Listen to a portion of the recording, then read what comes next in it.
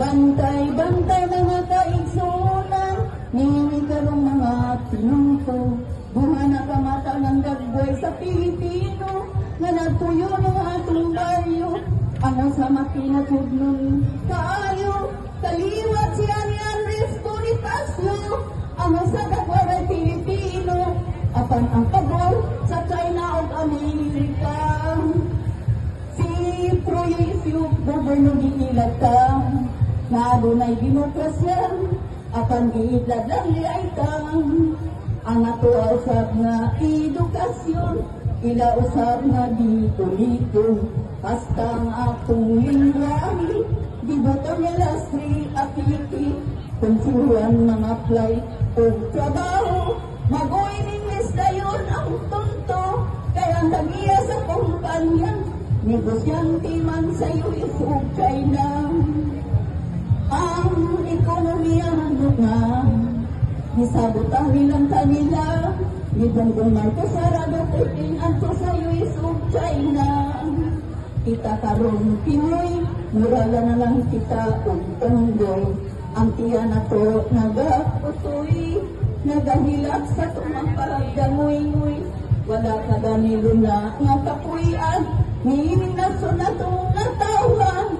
Kaya talabi sa lang ang adunahan, ang pasista na itong pangagamanan.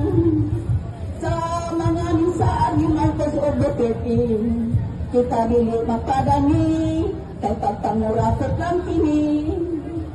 Busa kita karong mga Pilipino, pagmata na mo sa taas kang pagdanggo. Kay ang problema, grabe na kaayo, nagidulog Bongbong Marcos Sara Duterte sa estado. O kiniato ang kakahinginlan, ang punot ka mga demonyo, imperialista at imperialismo, feudalismo at ang kapitalismo. Pakibisog-isong ka, na nasubong demokrasya, na dugay ng di pangandoy sa masa. Usa kita karong mga Pilipino, pagmata na mo sa taas kang pagdamgo. Kay ang problema, grabe na kaayo, nagdudulot ni Bongbong Marcos.